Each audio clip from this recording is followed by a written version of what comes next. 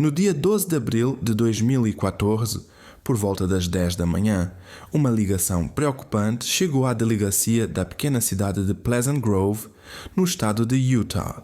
Um homem relatou ter encontrado algo estranho em uma casa situada numa rua tranquila, a cerca de 50 quilômetros de Salt Lake City. Pleasant Grove é uma cidade modesta, com aproximadamente 38 mil habitantes. A casa mencionada era relativamente nova, com 3 quartos. No quintal, havia objetos espalhados e acima da porta da frente, um enfeite decorativo estava pendurado. Quem fez a ligação foi Darren West. Ele havia acabado de sair de uma unidade prisional onde cumpria pena por um caso relacionado a substâncias proibidas. Darren voltou à antiga casa para recolher seus pertences e organizar o que havia sobrado na garagem. Anteriormente, ele morava ali com sua esposa, Megan Huntsman, de 39 anos, e seus 3 filhos, Sawyer, de 11 anos, Jaycee, de 17 e Darian, de 18. Em 2005, Darren assumiu a culpa pela posse de certos componentes que, supostamente, poderiam ser usados para fabricar substâncias ilícitas. Na época, foi condenado a 9 anos de prisão, embora sempre tenha mantido sua inocência. A casa era propriedade dos pais de Darren. Em 2011, quando descobriram que Megan havia se envolvido com outra pessoa, ela saiu do local a pedido da sogra. As crianças continuaram vivendo ali, sob os cuidados de outro parente. Megan passou um tempo sem lugar fixo e depois foi morar com a mãe em West Valley City até se mudar para o trailer park Meadowood Village com um novo companheiro chamado Jimmy.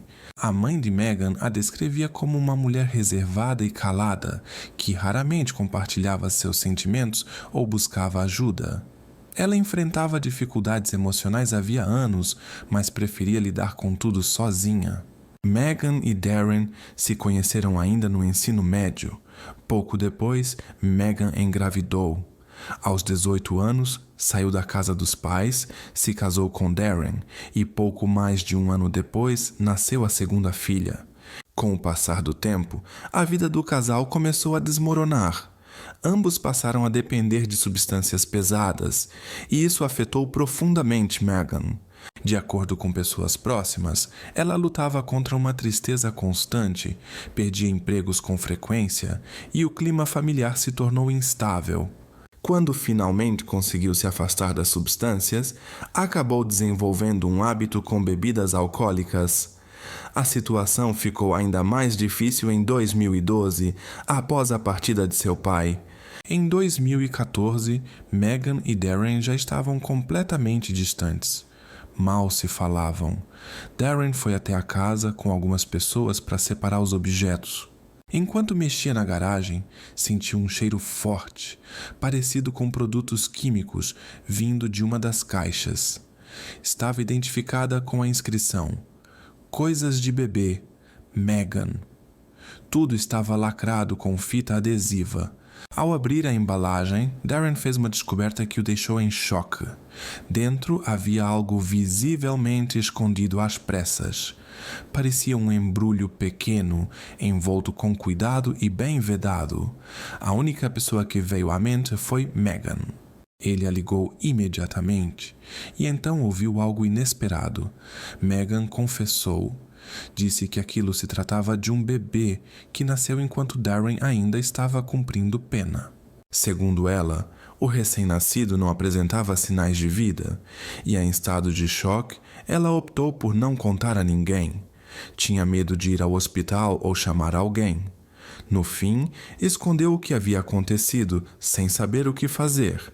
Darren ficou em choque e imediatamente entrou em contato com os serviços de emergência. As autoridades emitiram uma ordem para realizar uma inspeção detalhada na residência. A polícia de Pleasant Grove chegou rapidamente ao local, que foi isolado em pouco tempo. Durante a vistoria na garagem, os agentes encontraram luvas de couro com vestígios que lembravam manchas suspeitas. A situação já parecia preocupante quando os policiais chegaram ao conjunto habitacional onde Megan morava. O namorado dela havia acabado de voltar para casa e viu as viaturas estacionadas na entrada. Os oficiais disseram que precisavam conversar com Megan. Um dos vizinhos, o Sr. Brady, contou que depois que a notícia sobre o recém-nascido se espalhou, Megan apareceu em sua casa em estado de desespero, pedindo que ele lhe entregasse uma arma. Durante o interrogatório na delegacia, Megan repetiu a mesma versão que havia contado a Darren. Disse que o bebê era dela e que, ao perceber que ele não apresentava sinais de vida ao nascer, ficou confusa e não sabia o que fazer. No entanto, à medida que a busca avançava, os investigadores se depararam com algo para o qual ninguém estava preparado. Na garagem, foram encontrados mais 6 pequenos, enrolados em toalhas, camisetas ou sacos, escondidos em caixas. O capitão Michael Roberts descreveu a situação como extremamente difícil do ponto de vista emocional. Um dos detetives afirmou que certas imagens da cena jamais sairão da mente deles. Todos os bebês foram encaminhados ao laboratório para análise, com o objetivo de identificar as possíveis causas do ocorrido e confirmar o vínculo genético. Alguns dias após essa descoberta que abalou toda a região, uma prisão chamou a atenção de todos. A moradora do estado de Utah, Megan Huntsman, foi levada ao presídio do condado sob suspeita de envolvimento no caso. Ela foi formalmente acusada em 6 pontos e colocada sob vigilância para evitar que viesse a causar mal a si mesma. Um segredo que ficou escondido por quase 2 décadas finalmente veio à tona. Todos os recém-nascidos encontrados eram filhos dela.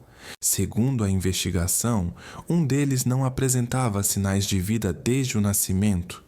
Os outros 6, conforme os peritos, não chegaram a ter qualquer chance desde o início. Entre eles estavam 5 meninas e 2 meninos. As autoridades acreditam que os pequenos viveram por apenas alguns minutos. Seguimos tentando entender o que levou a tudo isso, disse o chefe de polícia Mike Smith.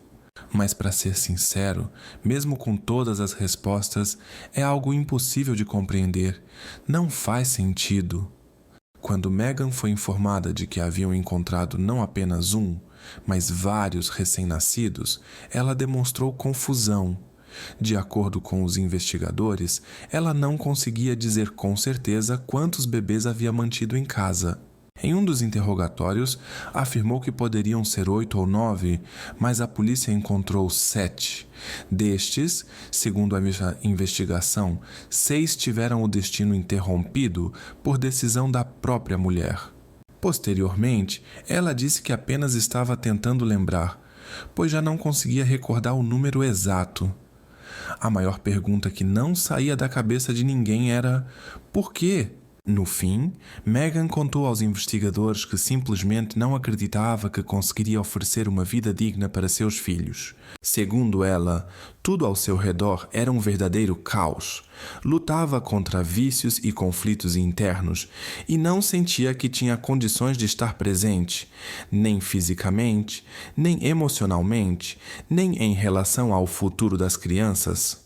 Eu tirei deles a chance de viver, confessou. Naquela época, tudo em que eu pensava era em como escapar da realidade de novo. De 1996 até 2006, Megan passou por 7 gestações. Segundo a polícia, todos os partos aconteceram em segredo, dentro da própria casa. Nenhum registro de visitas a hospitais foi encontrado. Apenas um dos bebês, como se descobriu depois, não chegou a nascer com vida. Os demais ela não manteve por perto. Tudo teria acontecido nos primeiros momentos após o nascimento. Para que ninguém percebesse, ela usava diferentes meios, escondia o que precisava e voltava à rotina como se nada tivesse acontecido. No momento da prisão, Megan morava com o marido, Darren, e mais 3 filhos. Os investigadores tentavam entender o que a levou a tomar decisões tão radicais com os demais. Segundo ela, tudo começou quando desenvolveu dependência de substâncias que não se pode mencionar no YouTube. As 2 primeiras filhas nasceram antes desse vício. A terceira foi gestada já durante essa fase difícil, mas muitas pessoas sabiam da gravidez, inclusive Darren, e por isso não havia como esconder. Depois do nascimento da terceira menina, Meghan praticamente parou de comentar sobre novas gestações. E quando dizia algo, depois afirmava que tinha acontecido uma interrupção. Ela admitiu que agiu de forma egoísta e por muitos anos colocou o vício acima de tudo.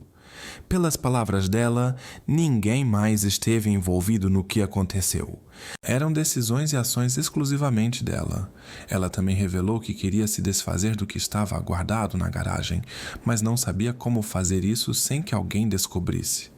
Os vizinhos ficaram em choque. "É impossível acreditar nisso", diziam as pessoas da rua. Ela sempre foi calma, quieta. Sim, parecia cansada, mas achávamos que era só o peso de cuidar das crianças. Sabíamos que havia algo estranho, mas jamais imaginaríamos a gravidade.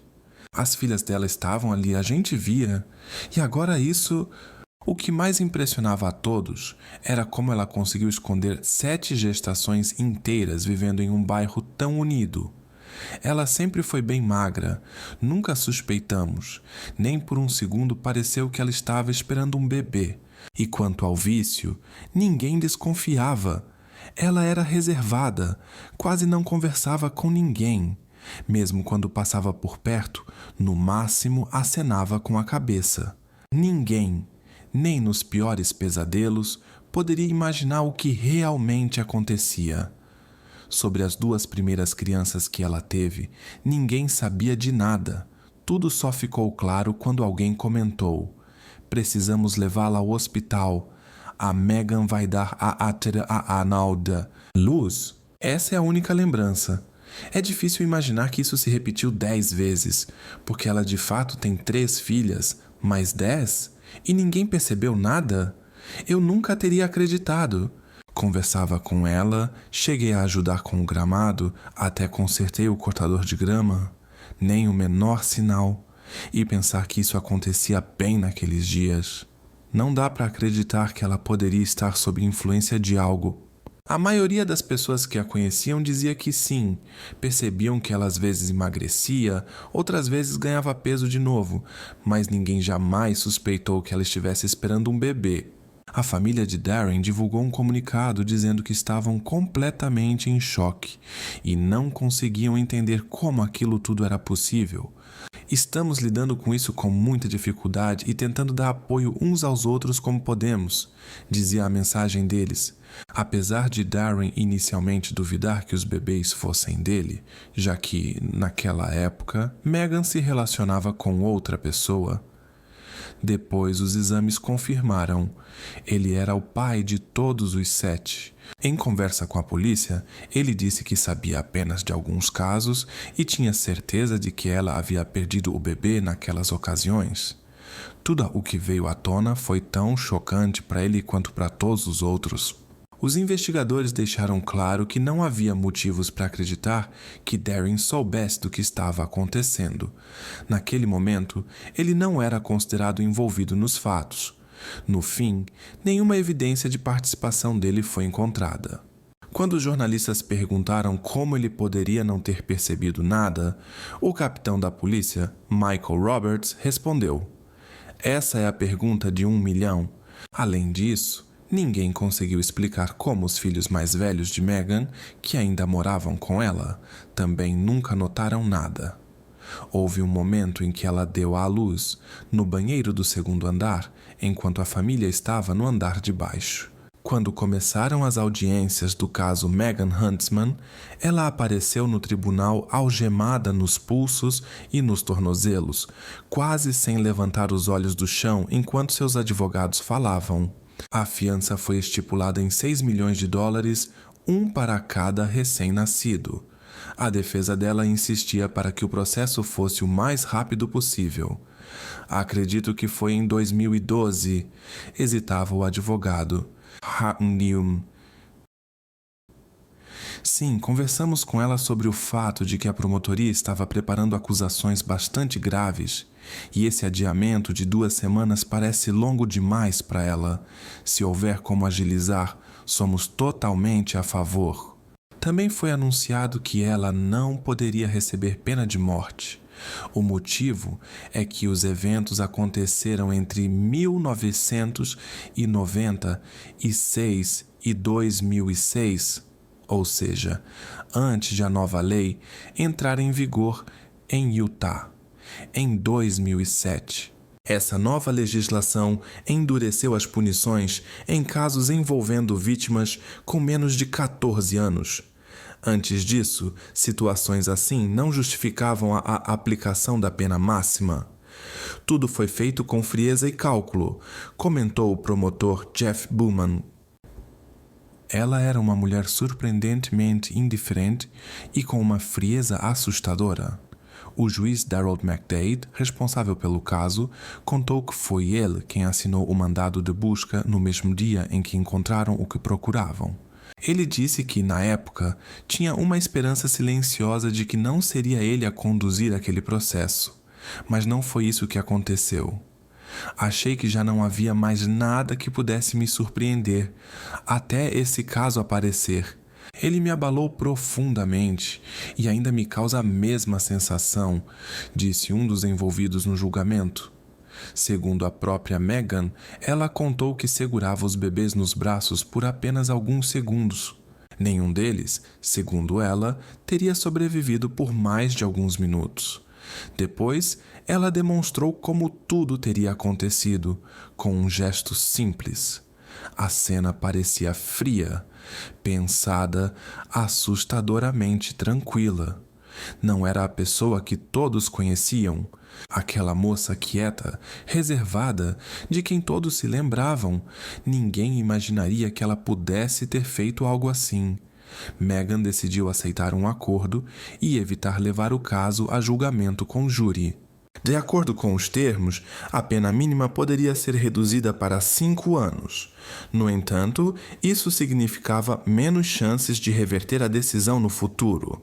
A promotoria concordou com os termos, explicando que, sem a cooperação de Megan, seria difícil comprovar tudo no tribunal. No dia 12 de fevereiro de 2015, Megan Huntsman declarou-se culpada em todas as 6 acusações. O juiz Darrell McDade lamentou os detalhes do caso ao emitir sua sentença. Tudo começou ainda em abril do ano anterior, quando o ex-marido dela chamou a polícia após encontrar uma caixa antiga na garagem. Na época, Megan optou por não depor pessoalmente, enviando uma declaração por meio de seu advogado. Nela, afirmou que passou muitos anos lidando com um vício severo e um estado profundo de depressão. Confessou que não consegue entender como chegou a esse ponto. Guardei esse segredo por 18 anos, dizia o texto. Como parte do acordo, a promotoria recomendou que todas as sentenças de 5 anos até prisão perpétua fossem cumpridas simultaneamente. Mas o juiz discordou, decidindo que 3 delas deveriam ser cumpridas de forma consecutiva. As demais poderiam ser unificadas. Mais tarde, a Comissão de Liberdade Condicional marcou a audiência do caso apenas para abril de 2064. Nessa época, Megan terá 89 anos. O promotor Jeff Bowman declarou que, em sua opinião, é provável que ela passe o resto da vida atrás das grades. Ela usou as próprias mãos, e isso é algo muito difícil de imaginar. Nossa equipe ficou extremamente abalada com o que encontrou naquela garagem. Existem coisas que não se apagam da memória. Isso deixou uma marca profunda no coração de muitos dos nossos agentes, comentou ele. Durante a audiência, 3 filhas de Megan falaram em sua defesa, lendo cartas emocionadas. Descreveram a mãe como a pessoa mais carinhosa que lembravam da infância. Não importa o que os outros pensem, você é uma boa pessoa, disse uma delas. Também houve palavras de apoio da irmã e da mãe de Megan. Ela não é um monstro, declarou a irmã ao juiz. Ela não é má, estava com medo. A história de Megan Huntsman deixou uma cicatriz profunda, tanto na comunidade quanto entre os entes queridos. É algo difícil de compreender por completo. Um acontecimento que ficará na memória de muita gente por um longo tempo. A história começa em março de 1989. No dia 25, Karen e Robert Downs, conhecido pelos amigos como Bob, se tornaram pais pela terceira vez. Nasceu Charlene. Antes dela, o casal já tinha 2 filhas, Rebecca, ou simplesmente Beck, e Emma. Mais tarde, a família cresceu com a chegada de um menino, que também recebeu o nome de Robert. Charlene ficou na memória dos mais próximos como uma garota alegre, curiosa, apaixonada por música e por animais, que sempre ficava perto dos irmãos. Os pais se casaram em 2 de maio de 1987, na região de Hillfields, no norte de Coventry. Essa área era considerada desafiadora, marcada por questões sociais e situações complicadas. A casa dos Downs estava longe de ser tranquila. Conflitos ocorriam com frequência e representantes dos serviços de proteção e autoridades locais visitavam o lar em algumas ocasiões. Segundo conhecidos, Bob tinha problemas com bebida e frequentemente perdia o controle, especialmente com os filhos. De acordo com registros de um processo, já em 1989, a família estava sendo monitorada.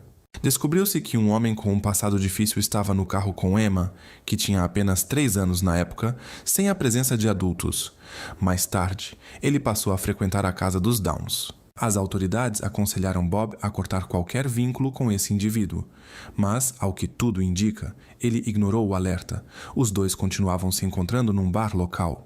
As autoridades chegaram a gravar um depoimento em vídeo com Emma na tentativa de esclarecer os fatos, mas a menina não revelou nada.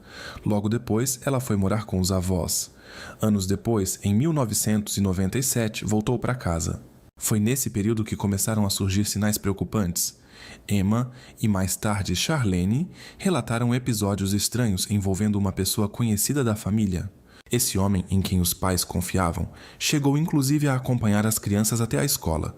Segundo os registros dos serviços sociais, havia suspeitas de que Karen e Bob sabiam do que estava acontecendo, mas não tomaram nenhuma atitude. Quando Charlene tinha apenas 9 anos, veio à tona um relato perturbador. Um dos amigos da família, segundo foi dito, teve um comportamento totalmente inaceitável.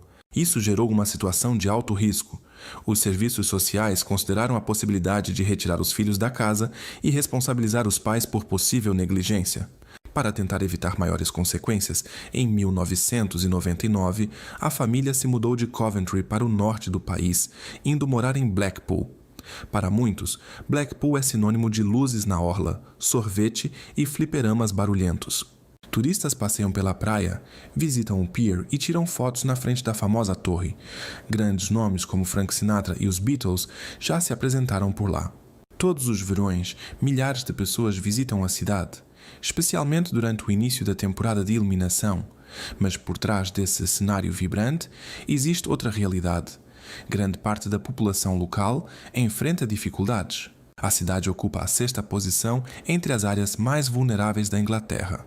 O desemprego é elevado e os problemas relacionados ao consumo de bebidas estão entre os mais graves do país. A pobreza é parte do dia a dia e Blackpool está na lista das 12 regiões mais carentes do Reino Unido. Enquanto os serviços sociais demonstravam preocupação crescente com o bem-estar das crianças, Charlene, Emma e Becky foram temporariamente acolhidas por uma família substituta. As próprias meninas afirmaram que não queriam voltar para casa. Mesmo assim, algum tempo depois, acabaram sendo devolvidas ao convívio familiar. Ainda em 1999, Becky relatou que o pai tinha atitudes duras com elas. Com base nisso, os serviços sociais decidiram levar o caso à justiça. No final do mesmo ano, as crianças já estavam incluídas em um registro especial que indicava risco familiar. Foram observadas situações preocupantes dentro da casa. Um dos amigos de Charlene, chamado Martin, contou que já havia presenciado situações bem estranhas na casa dos Downs, além de visitantes que causavam desconfiança. No início dos anos 2000, quando Charlene completou 11 anos, ela já passava longos períodos fora, ficando na casa de conhecidos. Chegou a relatar aos serviços sociais que estava sendo maltratada e mostrou marcas visíveis no corpo. Em março, a escola levantou um alerta. Charlene praticamente parou de frequentar as aulas. Os pais afirmavam não saber onde ela estava. Diziam que ela sempre estava na casa de alguém. Em junho, a menina foi levada ao hospital e os exames chamaram a atenção dos profissionais. Havia indícios de que ela poderia estar passando por situações delicadas, as quais não podemos mencionar aqui no YouTube. Ela relatou que o pai havia perdido o controle e a empurrou com força. Depois disso, ficou desaparecida por 2 dias. Só no período de 1 ano, Charlene e a avó compareceram 13 vezes a uma clínica especializada em saúde íntima. Havia marcas e hematomas em áreas que levantaram preocupações sérias. Os assistentes sociais conversaram com Bob, alertando que Emma havia sido vista com homens adultos dentro da própria casa.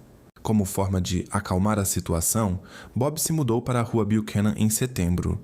Mesmo com o parecer dos serviços sociais, ele levou Charlene e seu irmão Robert, afastando-os da supervisão oficial. No começo de 2001, os profissionais começaram a suspeitar que havia um homem adulto dormindo na mesma cama que Charlene. Em abril, Beck e Charlene novamente relataram situações preocupantes envolvendo Bob. Ele exagerava na bebida e levava estranhos para casa, os quais se comportavam de forma inapropriada. Consta que Charlene teria contado a um assistente social que um dos conhecidos do pai ultrapassou certos limites com ela. Em agosto, durante uma visita dos agentes de saúde, Charlene foi encontrada no quarto com um homem bem mais velho, enquanto contava dinheiro. Bob e Karen disseram que era apenas um amigo da família. No mês seguinte, Beck decidiu sair de casa. Ao longo de 15 anos, 16 homens passaram pelas casas da família em Coventry e Blackpool, todos com históricos preocupantes envolvendo menores. Bob e Karen negavam saber disso e afirmavam que jamais aceitariam gente com esse tipo de passado. Bob frequentava bares em Blackpool e, em um desses locais, conheceu um homem chamado Ray Monroe, a quem convidou para morar com eles. Mais tarde, descobriu-se que Ray já havia sido condenado por comportamentos que não podem ser citados aqui, envolvendo meninas, e passou mais de 4 anos na prisão. Bob e Karen disseram que não sabiam disso, achavam que o problema era apenas com uma ex-namorada. Mesmo assim, mantiveram contato com ele. Um dos conhecidos de Bob, Glenn, afirmou ter presenciado várias visitas masculinas suspeitas e disse ter visto Charlene sentada no colo de Ray. Ele teria advertido Bob, dizendo que aquilo era totalmente inaceitável. Em 2003, Charlene visitou um centro médico várias vezes sem agendamento. Karen declarou não saber dessas visitas, nem quem estava morando na casa naquele período. Mesmo após a mudança da família para outra região, o ambiente dentro do lar continuava com tensões constantes. No dia 3 de novembro de 2003, a polícia realizou uma busca na casa, mas não encontrou nada que ajudasse a descobrir o paradeiro de Charlene. A investigação precisou começar praticamente do zero. Em seguida, vem uma cronologia presumida dos últimos deslocamentos dela.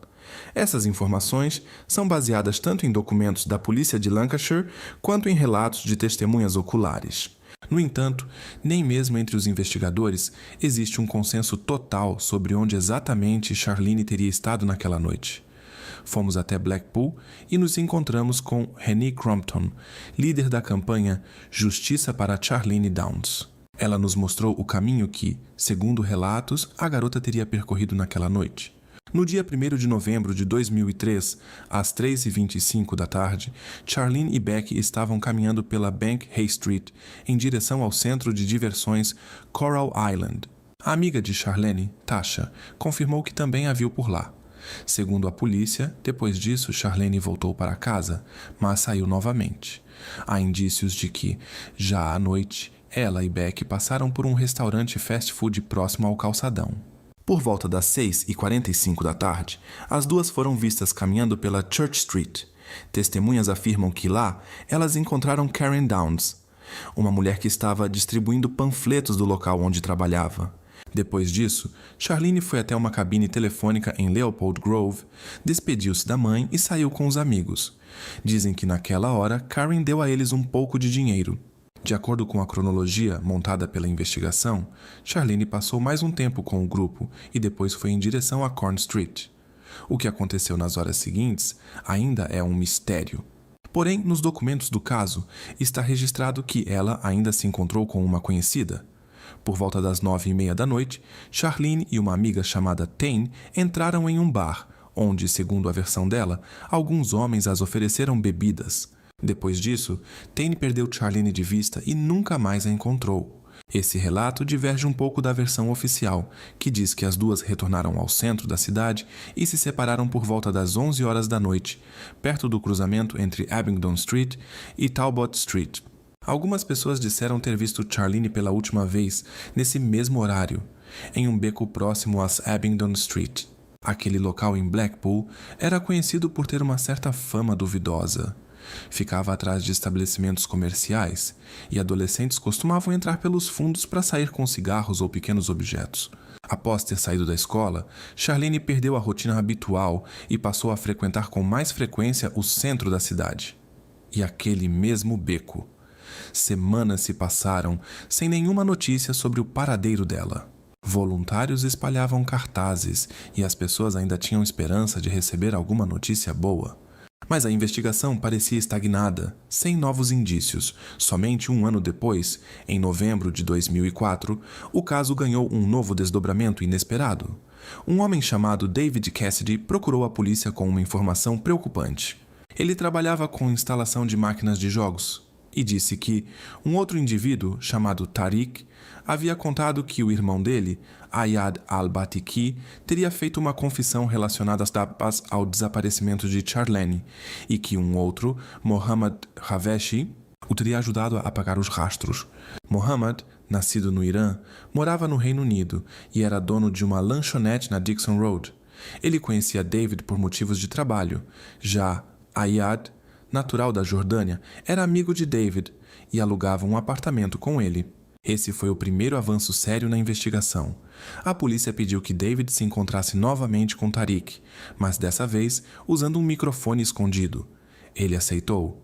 Na gravação, é possível ouvir Tariq negando tudo e dizendo que aquilo era apenas uma invenção. Mais tarde, a polícia declarou que essa gravação nunca foi entregue a eles.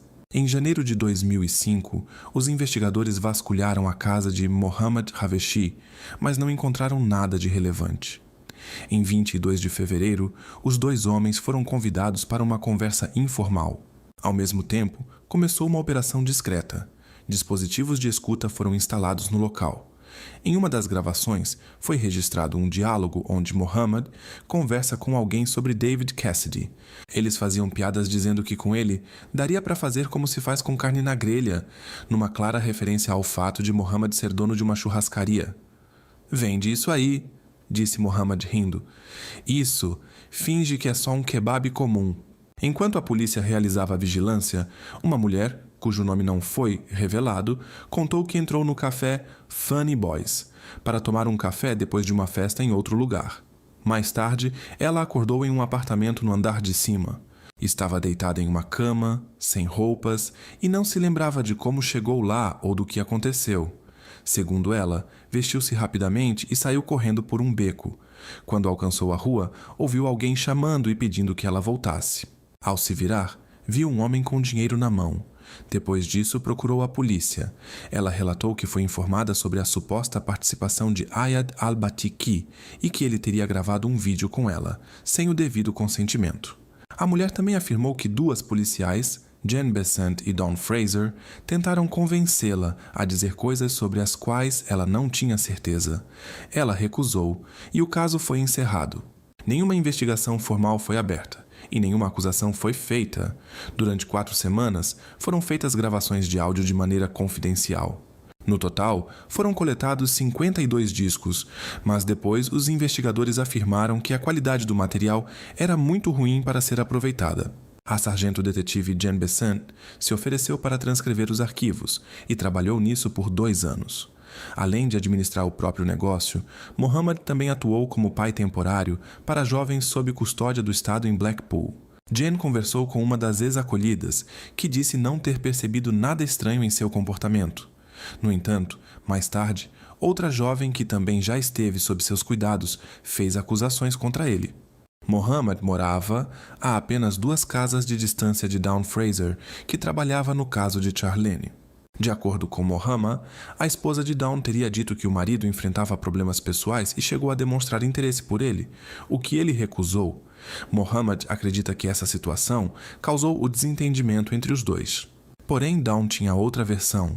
Ele disse que cortou relações com Mohammed ao descobrir que ele supostamente mostrava conteúdos impróprios para menores. Também afirmou que sua esposa nunca aprovou o fato de serem vizinhos. Mohammed negou todas as acusações. Como Charlene nunca foi localizada, a polícia mudou o rumo da investigação, deixou de ser apenas um caso de desaparecimento e passou a ser tratado de forma mais grave. Em 17 de março de 2006, foi divulgado que 2 homens haviam sido detidos. Ayad al-Batiki foi apontado como envolvido no sumiço de Charlene e Mohammed Haveshi foi acusado de tentar apagar rastros. Em maio de 2007, teve início o julgamento na cidade de Preston. A promotoria alegou que um dos homens teria tido um tipo de contato com a jovem que, se revelado à polícia, os colocaria em uma situação complicada. No entanto, ambos negaram não apenas qualquer tipo de relação, como também afirmaram nem conhecê-la. Mais tarde, muitas pessoas afirmaram ter visto Charlene em uma lanchonete, atrás do balcão, lembrando de um comportamento estranho e provocativo. Emma Downs, por exemplo, chamou Ayad de um sujeito repulsivo e contou como ele costumava agir de forma inapropriada em boates, especialmente com moças mais novas. A polícia confirmou que Ayad havia recebido diversas reclamações por condutas inadequadas de cunho íntimo. A casa de Mohammed foi minuciosamente examinada. Os tapetes foram retirados, partes do piso desmontadas e a busca foi feita com o máximo de atenção. No entanto, nenhum vestígio biológico que pudesse ser utilizado como evidência foi encontrado. Segundo a polícia, o local havia sido completamente higienizado. Mohammed, por sua vez, insistiu que nunca houve nada ali. A defesa solicitou que fosse incluída no processo uma gravação de áudio entre David e Tariq. Inicialmente disseram que ela havia sido extraviada. O tribunal exigiu que a gravação fosse localizada e, após algum tempo, o disco foi encontrado. Contudo, apresentava um arranhão profundo e a polícia alegou que provavelmente não seria possível reproduzi-lo. Posteriormente, Ian Besson afirmou que, se o disco tivesse sido devidamente registrado, a autorização para vasculhar a casa de Mohammed e instalar dispositivos ocultos não teria sido concedida. Don Fraser apareceu nos documentos como o responsável por carregar o arquivo no sistema, mas afirmou que outra pessoa havia feito isso usando seus dados de acesso. Quando descobri sobre essa gravação, senti um calafrio. Não faço ideia do que são esses discos, de onde vieram ou o que ocorreu em 2005, disse ele mais tarde. Durante o julgamento, as gravações ocultas acabaram sendo apresentadas. O tribunal recebeu transcrições elaboradas pelo detetive Ian Besson. Elas acompanhavam a reprodução do áudio. Durante o processo, surgiram declarações impactantes. Sugeriu-se que, após o desaparecimento de Charlene, ela teria sido tratada de maneira extremamente cruel e que partes dela teriam sido de algum modo misturadas com os produtos vendidos na lanchonete. Também foi mencionado que fragmentos poderiam ter sido utilizados durante reformas no local. Nenhuma dessas hipóteses, no entanto, foi comprovada com fatos. Mesmo assim, essas versões continuam circulando até hoje, transformando a tragédia em uma espécie de sombria lenda urbana. Após a apresentação dos argumentos por ambas as partes, o júri se retirou para deliberar. A discussão durou 49 horas, mas não houve consenso. No final, o grupo foi oficialmente dissolvido. No dia 15 de setembro do mesmo ano, foi realizada uma cerimônia em homenagem a Charlene, financiada por figuras ligadas a grupos políticos de extrema-direita. Ao mesmo tempo, a Comissão Independente de Queixas contra a Polícia iniciou uma investigação. Concluiu-se que a abordagem inicial em relação ao desaparecimento da jovem não havia sido profissional o suficiente. Isso resultou em medidas disciplinares contra 2 agentes. Um deles, porém, mais tarde foi totalmente isentado. Em abril de 2008, foi tomada a decisão de iniciar um novo julgamento.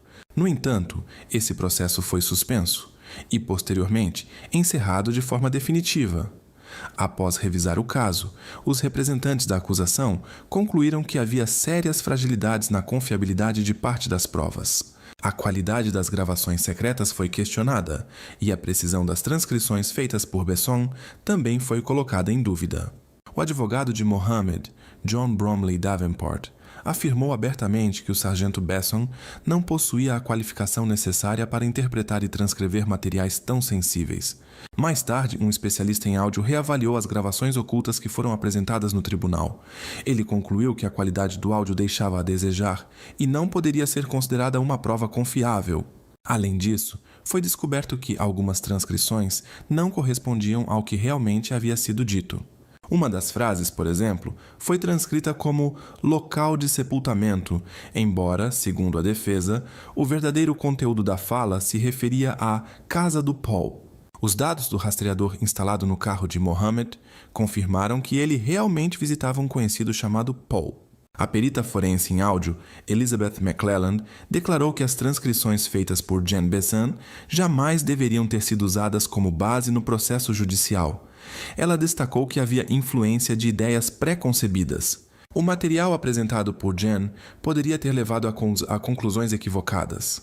Segundo Elizabeth, é fundamental que a pessoa encarregada de transcrever o conteúdo das gravações não conheça os detalhes do caso, nem possua opiniões pessoais. Neste caso específico, ficou claro que Jen foi influenciada pelas circunstâncias da investigação.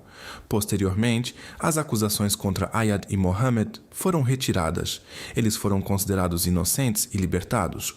Cada um recebeu uma indenização no valor de 250 mil libras. Após sair da prisão, Mohammed declarou que considerava entrar com uma ação contra a polícia, classificando tudo o que aconteceu como vergonhoso, principalmente porque ele passou mais de 2 anos em isolamento aguardando uma decisão. Ele também contou que um homem chamado David Cassidy, cuja fala deu início à investigação policial, havia trabalhado para ele. No entanto, foi necessário demiti-lo por agir com descaso em suas funções. Após a demissão, segundo Mohammed, David começou a persegui-lo, causava tumultos e chegou a danificar seus bens. Certa vez, ocorreu um conflito grave entre os dois, e foi depois disso que David fez suas declarações. Em 2011, Jen Besson foi considerada culpada por 2 episódios de conduta imprópria no exercício da função e teve que deixar a força policial. A direção da polícia de Lancashire afirmou que suas ações comprometeram toda a instituição.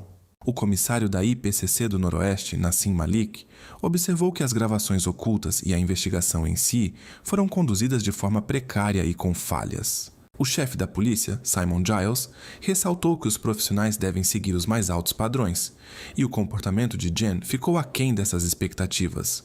Mais tarde, a decisão de desligamento foi revista, e sugeriu-se que ela fosse reintegrada. Os anos passaram, a cidade seguiu seu ritmo, turistas chegavam, novos comércios abriam, mas nenhuma notícia sobre Charlene Downey surgia. Já se haviam passado 8 anos desde o desaparecimento dela em Blackpool. Durante as investigações, a polícia descobriu que mais de 60 jovens haviam sido manipuladas por pessoas que trabalhavam em lanchonetes da região. Uma amiga de Charlene chamada Tasha contou que presenciou esse tipo de situação e que também passou por algo semelhante. Os amigos Martin e Sean lembraram que viam Charlene entrando em estabelecimentos e saindo de lá com cigarros, dinheiro ou bebida. Outra amiga, chamada Tim, também revelou que, às vezes, ao entrar em um beco, recebia propostas de vantagem em troca de aproximação pessoal. Ela lembra de uma noite em que estava nesse beco com Charlene. A garota vigiava os arredores para avisar caso aparecesse algum policial. Por esse serviço, Tim lhe dava uma quantia em dinheiro. Já se passaram 10 anos desde a última vez que Charlene foi vista. Naquela noite, ela estava em um bar no North Pier, com um copo na mão, e depois simplesmente desapareceu no meio do labirinto de fliperamas e lanchonetes. Desde então, nenhum sinal. Isso é algo que ninguém deveria enfrentar. Perder uma filha é uma ferida que nunca cicatriza. Mesmo depois de tantos anos, parece que tudo aconteceu ontem, diz a mãe dela. O caso de Charlene acabou ganhando destaque político. Grupos extremistas usaram o desaparecimento para levantar acusações contra comunidades muçulmanas. Um líder de partido de extrema-direita chegou a bater na porta do Ministério Público exigindo justiça. No entanto, a lista de possíveis envolvidos era bastante diversa. Entre eles, havia até pessoas próximas à família da jovem. A polícia de Lancashire foi duramente criticada pela condução do caso. Gravações importantes foram feitas de forma precária e não trouxeram clareza. Agora, o caso foi reaberto. sendo conectado a outro desaparecimento comovente, o de Paige Chivers, que também sumiu no litoral em 2007, aos 15 anos. Tanto Charlene quanto Paige estavam em situações extremamente vulneráveis. As histórias delas parecem espelhos uma da outra, dizem os investigadores. Tudo aconteceu sob as luzes das atrações, perto das máquinas de jogos e de estabelecimentos noturnos, e não são casos isolados. Segundo estimativas da polícia, o número de pessoas afetadas pode chegar a 60. Nos dias de hoje, após uma série de casos de grande repercussão, as vítimas finalmente começam a ter voz. Paige desapareceu 4 anos depois de Charlene. Mais tarde, Robert Ewing foi considerado responsável pelo que houve e recebeu uma pena de mais de 30 anos de prisão. De acordo com a investigação, ele tentou silenciar a jovem quando ela ameaçou contar o que estava ocorrendo. Ewing já tinha histórico na justiça.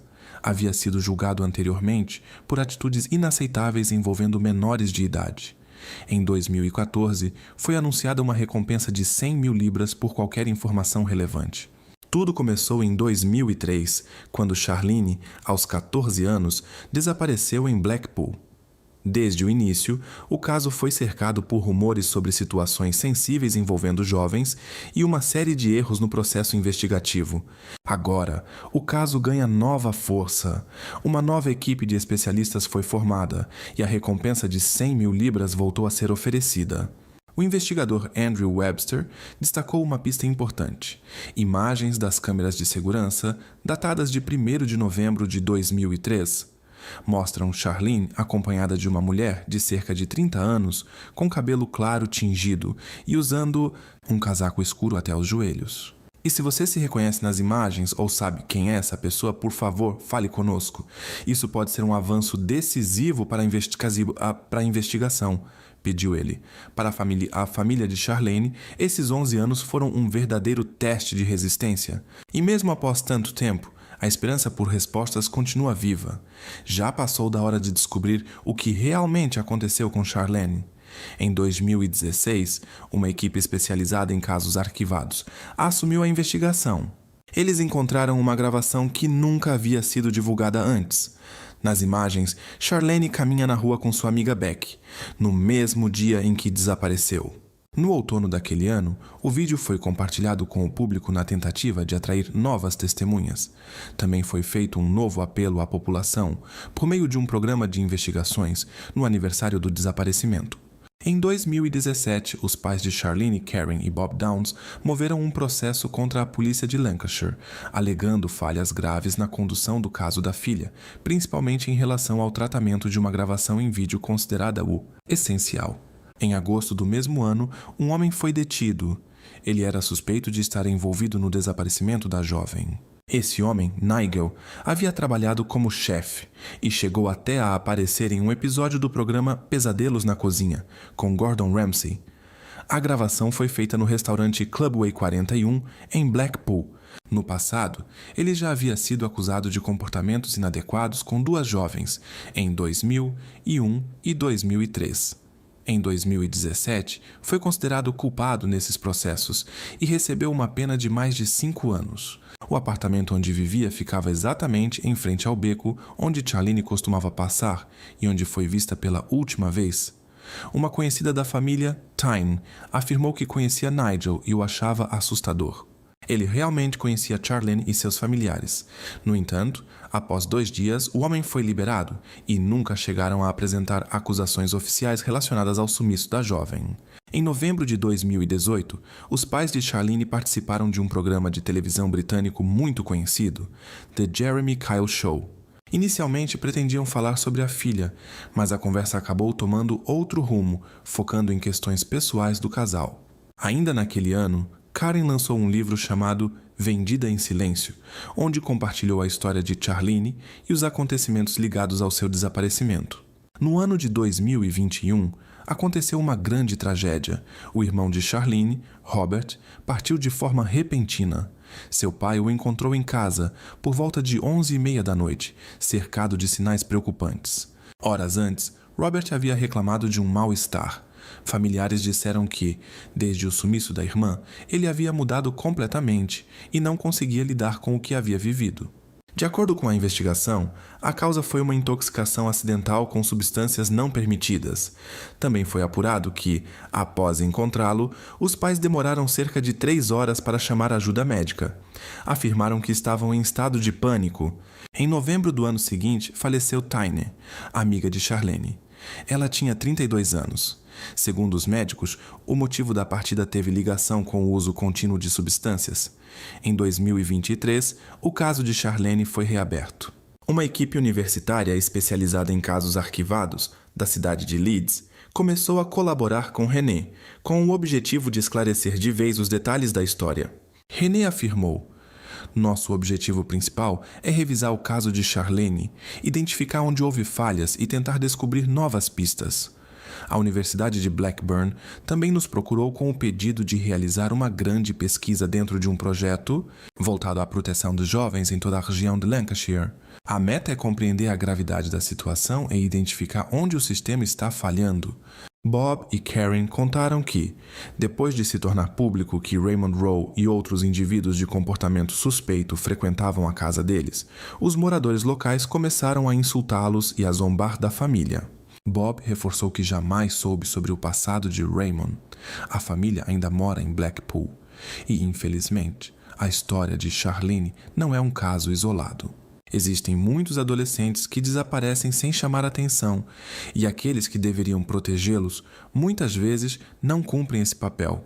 Um relatório interno da polícia de Lancashire apontou que 11 pontos de venda de comida rápida no centro de Blackpool estavam mencionados nos documentos ligados à exploração de menores. Segundo a BBC, o jornal The Times realizou uma investigação própria e descobriu que, inicialmente, cerca de 100 pessoas estavam no radar da polícia. Esse foi o número estimado de indivíduos que, conforme a investigação, poderiam estar conectados ao caso de Charlene. E agora chegamos aos dias de hoje.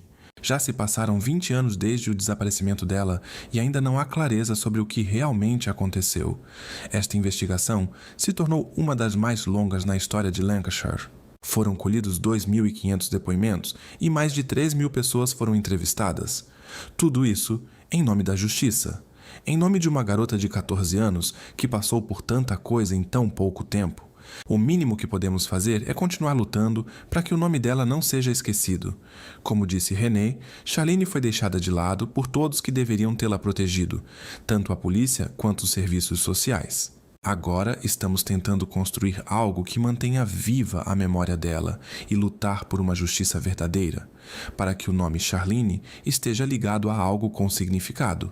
Esperamos que quem sabe mais tenha coragem de contar a verdade. E que finalmente possamos entender o que de fato aconteceu com ela. Obrigado por assistir.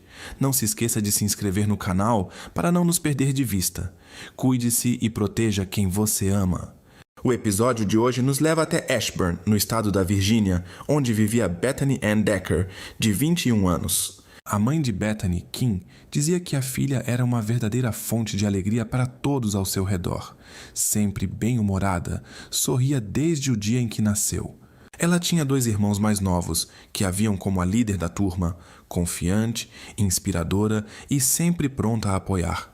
Depois de uma fase escolar muito positiva, Bethany ingressou na Universidade George Mason, onde esperava se formar em transformações globais e econômicas. Uma das colegas de quarto dela lembrava que Bethany costumava deixar os trabalhos para a última noite, escrevê-los em apenas 1 hora e ainda assim tirar a nota máxima. Ela era muito inteligente, comentou a colega. Foi no primeiro ano da faculdade que Bethany conheceu Emil Decker, um cadete do corpo de treinamento de oficiais da reserva que se preparava para entrar na Guarda Nacional. Emil era um romântico incurável, e a família de Bethany contava que bastava ela mencionar qualquer detalhe, por menor que fosse, que ele lembrava e fazia questão de agir com carinho. A família de Bethany o adorava, e ele se encaixou tão bem que parecia já fazer parte deles desde sempre. Após alguns anos de namoro, Emil fez o pedido de casamento. E pouco depois da noivado, Bethany descobriu que estava esperando um filho. O jovem casal ficou empolgado com a ideia de formar uma família e iniciar a vida juntos. Embora a chegada do bebê tenha acontecido antes do que planejavam, a gravidez foi recebida como uma surpresa positiva. Eles deram ao filho o nome de Kai.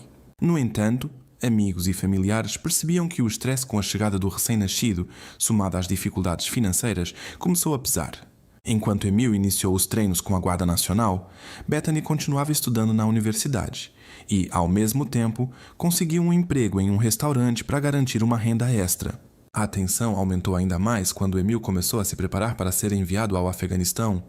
Com o apoio das duas famílias, eles iam levando, mas a ideia de ficar longos períodos distante de Emil deixava Bethany preocupada.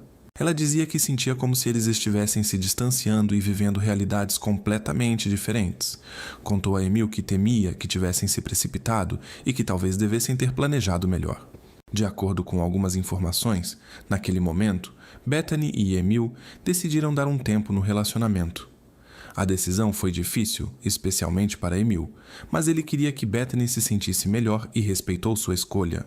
Enquanto ele seguia para o exterior, ela se mudou para um novo apartamento, mais próximo do trabalho, para conseguir pegar o maior número possível de turnos e tentar se estabilizar. Um dia, no trabalho, algo aconteceu que mudou o rumo da história. Lá, ela conheceu Ronald Roldan, de 31 anos, natural da Bolívia. Em pouco tempo, os dois começaram a se envolver. Bethany dizia aos amigos que se sentia muito sozinha, principalmente quando Emil ficava meses fora. Apesar das preocupações das pessoas próximas, Ronald logo se mudou para o apartamento dela. Sua melhor amiga, Sarah, ficou surpresa. Tentou convencê-la a repensar, mas no fim queria apenas que ela fosse feliz. E Bethany já estava decidida. O contato com Emil, naquele momento, praticamente desapareceu, mas ele sentia que algo havia mudado. Desde o início, o relacionamento com Ronald não foi fácil. Ele era desconfiado, impulsivo e tentava controlar tudo. Quase todos ao redor percebiam que havia algo estranho. Kim, a mãe de Bethany, dizia que sentia um aperto no peito. Ouvia histórias estranhas e inquietantes sobre o que se passava por trás das portas fechadas do apartamento. Ela chegou até a suspeitar que Ronald pudesse estar tratando mal o pequeno Kai. Certa vez, apareceu uma mancha roxa embaixo do olho do menino. Segundo os adultos, teria sido causada por uma queda da cadeira, enquanto outra pessoa tomava conta dele. Mas a família de Bethany sentia que aquela história não parecia completamente verdadeira. Além disso, souberam que Ronald havia ligado para o jardim de infância de Kai, fingindo ser Emil. Felizmente, os funcionários perceberam algo estranho e nada aconteceu. Depois disso, decidiram criar uma palavra-código especial para que não atendessem mais chamadas suspeitas. Enquanto isso, o comportamento de Ronald tornava-se cada vez mais invasivo. Ele ligava o tempo todo, mandava mensagens exigindo provas de onde ela estava e com quem. Às vezes, ele até a seguia até os endereços que ela mencionava e ficava esperando do lado de fora até ela sair. Bethany acabou presa numa situação difícil e muito tensa. Em determinado momento, decidiu contar tudo para Emil. Confessou que havia cometido um erro e queria consertar as coisas. Emil, apesar de tudo, estava disposto a tentar. Para ele, a família vinha sempre em primeiro lugar. Já fazia tempo que ele percebia que algo estava errado. Bethany quase não tinha folga no trabalho. E quando conseguiam conversar, ela parecia distante e diferente. Quando Emil conseguiu tirar férias, decidiram fazer uma viagem curta, na esperança de recuperar a conexão entre eles. Tudo estava por um fio, mas os dois queriam dar uma chance. Ao mesmo tempo, Bethany contava com mais frequência para sua mãe e amigas próximas que não aguentava mais conviver com Ronald. Ela sabia que precisava encontrar uma forma de ele ir embora, ou então sair ela mesma, o mais discretamente possível. Junto com Kim, começou a planejar como fazer isso. No final do ano de 2010, Emil gravou um pequeno vídeo com uma mensagem especial. Nele dizia: "Olá, aqui é o especialista Decker. Estou agora na base Morales Fraser e queria mandar um alô para minha esposa, que vive em Fredericksburg, Virgínia, e para meu filho Kai. Amo vocês e estou morrendo de saudade. Feliz Natal!" E já em meados de janeiro de 2011, ele conseguiu uma licença. E apesar de tudo, ele e Bethany decidiram seguir com a viagem a dois. Quando Bethany encontrou Emil no aeroporto, surgiu mais um assunto delicado que precisavam conversar. Bethany estava grávida novamente, e o pai não era Emil, mas sim Ronald. Mesmo assim, Emil não demonstrou raiva e ainda queria que a viagem ao Havaí acontecesse. Ele disse: Acabei de voltar de outra realidade. Depois de tudo o que vivi, só fiquei feliz por estar em casa, com vida, perto da minha família. Todo o resto, naquele momento, simplesmente não importava. A viagem foi realmente importante para os dois, uma espécie de última tentativa, e pelos relatos, correu bem. Foi a primeira vez em muito tempo que riram tanto, conversaram com o coração aberto e apenas curtiram a companhia um do outro. Parecia que tudo podia voltar a dar certo. Voltando no dia 28 de janeiro, Bethany passou para visitar a avó. Elas passaram um dia acolhedor juntas, prepararam pizza e compartilharam histórias das férias. Mas a avó percebeu que havia algo por trás das palavras de Bethany. Ela era jovem demais para carregar um fardo tão pesado e parecia exausta. Mais tarde, Bethany admitiu que se sentia completamente esgotada, tomada por preocupações e ansiedades. Disse que nunca antes tinha estado num estado tão difícil. Naquela mesma noite, Emil também apareceu na casa da avó para o jantar. A conversa voltou a tocar nas dificuldades. De repente, o telefone de Bethany tocou. Ela pegou suas coisas e saiu às pressas, dizendo que ninguém entendia as consequências que poderia enfrentar se não voltasse imediatamente para casa. Emil teria que partir novamente em poucos dias.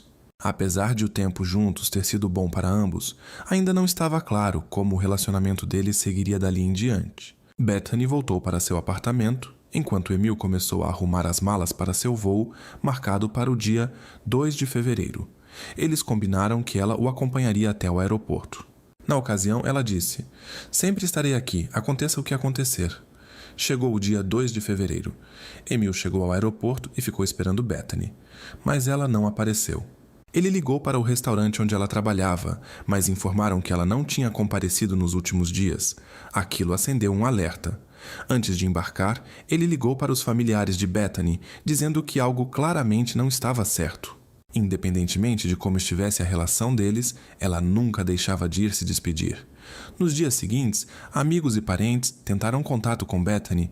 Ela não respondia chamadas nem mensagens. A mãe dela, Kim, logo começou a receber ligações estranhas, cujos detalhes permanecem desconhecidos.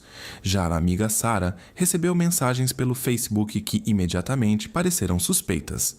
Ao acessar a conversa, Sarah viu que Bethany parecia estar online, mas ao iniciar o diálogo ficou claro: quem escrevia era outra pessoa. As mensagens continham erros, as frases eram fora do comum e as respostas para perguntas simples estavam confusas. Sarah ligou imediatamente para Kim e contou tudo. Emil teve uma sensação parecida.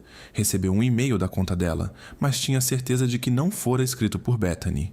Nesse ponto, Kim já havia ouvido relatos de várias pessoas. Todas acreditavam que alguém havia acessado o perfil de Bethany. Os pais de Kim moravam mais perto da residência da neta e decidiram ir até lá para conferir pessoalmente. Ao chegarem ao condomínio, notaram o carro de Bethany estacionado bem em frente ao prédio. O veículo estava numa posição estranha e ainda por cima com um pneu murcho.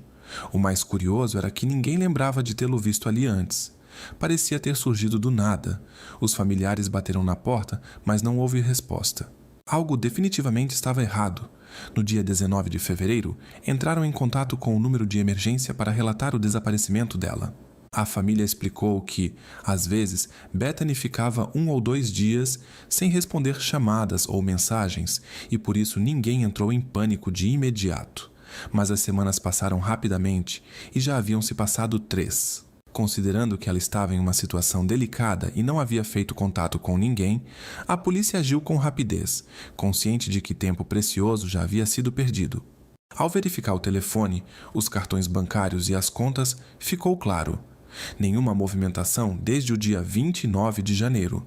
Ela não compareceu às aulas, não procurou nenhum hospital da região, nem retornou ao trabalho. O passaporte continuava em casa, o que descartava uma viagem internacional.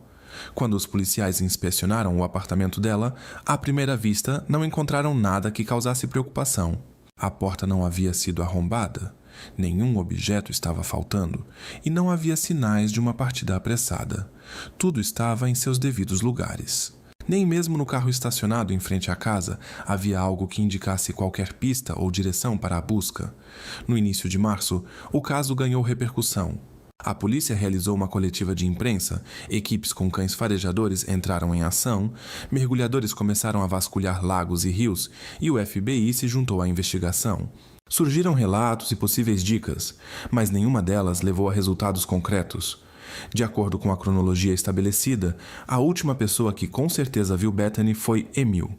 Ele recebeu autorização para voltar para casa e participar das buscas. Se ofereceu voluntariamente para fazer o teste do polígrafo e passou muitas horas conversando com os investigadores, respondendo a todas as perguntas com detalhes e firmeza. Garantiu que não tinha qualquer envolvimento com o desaparecimento dela, apesar das dificuldades que enfrentavam no relacionamento.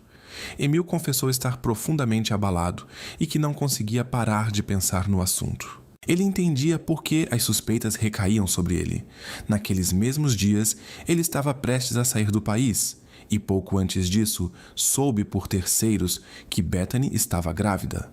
Mesmo assim, fez questão de afirmar que estava disposto a colaborar totalmente, por mais difícil que fosse, apenas para ser retirado da lista e poder ajudar nas buscas. Todos os seus passos entre os dias 28 de janeiro e 2 de fevereiro foram confirmados. A polícia também considerava outra hipótese, a de que, devido ao acúmulo de dificuldades, Bethany pudesse ter resolvido se afastar de tudo sozinha, buscando um momento de reflexão. No entanto, conhecendo o quanto ela era ligada ao filho Kai e à família, especialmente à mãe e à avó, um afastamento tão longo sem nenhum contato parecia algo completamente fora do comum para ela. O caso ainda era oficialmente tratado como desaparecimento, sem mudança para uma categoria mais grave. Nenhuma pessoa havia sido nomeada como suspeita. Os investigadores afirmavam que era cedo para conclusões e pediam à população que continuasse ajudando sem precipitações. Restava ainda uma pessoa com quem era necessário conversar: Ronald Roldan. Ele já não vivia mais com Bethany. Os policiais o encontraram na casa dos pais dele. Ronald contou que havia se mudado recentemente porque o relacionamento tinha chegado ao fim. Durante a conversa com os detetives, descobriu-se que foi ele, e não Emil, quem viu Bethany por último. Enquanto Emil falava com ela pela última vez no dia 28 de janeiro, Ronald afirmava tê-la visto durante o dia 29. Segundo ele, Bethany estava em casa e agia normalmente, sem sinais de angústia. Essa informação foi parcialmente confirmada pela gerente do restaurante onde ela trabalhava. Por volta das 14 horas daquele dia, Bethany ligou para confirmar sua escala da semana seguinte. A gerente também disse que ela estava programada para trabalhar naquela mesma noite, mas não apareceu. Ronald não reportou o desaparecimento, justificando que, como haviam terminado o relacionamento, não esperava mais nenhum contato com ela. Imaginou que Bethany tivesse simplesmente ido embora e não achou que isso fosse fora do normal. Imagens do caixa eletrônico mostraram que ele saiu do apartamento dela mais ou menos na mesma hora em que ela foi vista pela última vez e sacou o dinheiro às 16 horas e 26 minutos. Depois disso, retornou à própria casa. De acordo com ele, recebeu uma mensagem da ex-namorada, Danielle, com quem tem filhos. Ele enviou 2 mensagens para Bethany, uma às 16 e uma às 16h31, avisando que ficaria com as crianças na casa de Danielle. No entanto, após a ligação feita por ela para o restaurante às 14h08, não houve mais nenhuma atividade registrada no telefone de Bethany. Não se sabe se ela chegou a receber essas mensagens, mas é possível imaginar que ele tentou entrar em contato. Danielle mais tarde confirmou que deixou as crianças com Ronald por volta das 16h30. Naquele momento, ele lhe disse que não sabia se Bethany voltaria. Segundo ele, os dois haviam discutido e ela simplesmente foi embora. Alguns dias depois, quando ela voltou, ele afirmou que não tinha mais visto Bethany desde então e que também não teve notícias dela. Logo foi emitido um mandado de busca para o apartamento de Ronald, mas nada de suspeito foi encontrado no local. Todos os seus dispositivos, computador, telefone, discos rígidos, foram apreendidos e analisados, mas também não revelaram nenhuma pista que pudesse indicar um rumo para a investigação. Ainda assim, de acordo com a polícia, Ronald já tinha alguns antecedentes por envolvimento com situações contrárias à lei. No entanto, nada disso o conectava diretamente ao desaparecimento de Bethany naquele momento. Porém, como ele foi a última pessoa que, ao que tudo indica, a viu, passou a ser considerado alguém de interesse, mesmo que oficialmente não tenha sido nomeado como suspeito. A história de Bethany logo se espalhou pelo país e chamou a atenção da imprensa. Os jornalistas alimentavam o interesse do público com o fato de que ela era casada com um homem, mas esperava um bebê de outro, e este, por sua vez, também passou a fazer parte da investigação. Em maio de 2011, quando o bebê de Bethany estava prestes a nascer, os detetives divulgaram outro comunicado. Eles entraram em contato com hospitais de todo o país, tentando descobrir se ela havia aparecido em algum deles. Infelizmente, nenhuma resposta foi recebida. Os meses começaram a virar anos e o caso continuava parado. No entanto, em maio de 2012, surgiu uma nova esperança para a investigação. Um novo detetive assumiu o caso. A família de Bethany acreditava que um olhar novo poderia tirar o processo do ponto morto. Naquele mesmo ano, seu 23º aniversário coincidiu com o Dia das Mães. A família e o pequeno Kai se reuniram para lembrar de Bethany. Sua mãe, Kim, chegou a entrar em contato com os Harrington, cuja filha Morgan desapareceu em 2009. Contamos essa história anteriormente aqui no canal. Em homenagem a Bethany, fizeram um grande bolo na sua cor favorita, laranja. No outono de 2012, o canal Investigation Discovery dedicou um episódio do programa Disappeared ao caso de Bethany. Isso trouxe mais atenção à história, mas, infelizmente, nenhuma nova resposta surgiu. Os anos foram passando. As pistas começaram a se tornar cada vez mais escassas e a investigação foi aos poucos perdendo força. O foco se voltava para outros casos. No fim das contas, Emil entrou com o pedido de divórcio e obteve a guarda total de Kai. Tudo parecia ter se silenciado. Até novembro de 2014, quando uma ligação inesperada para o número de emergência 911 trouxe uma reviravolta inesperada na história de Bethany. No dia 12 de novembro de 2014, no meio da madrugada, quase às 2 da manhã, a polícia da Carolina do Norte respondeu a uma chamada extremamente preocupante. Uma mulher chamada Vicky contou que precisou se defender do namorado, que repentinamente a atacou.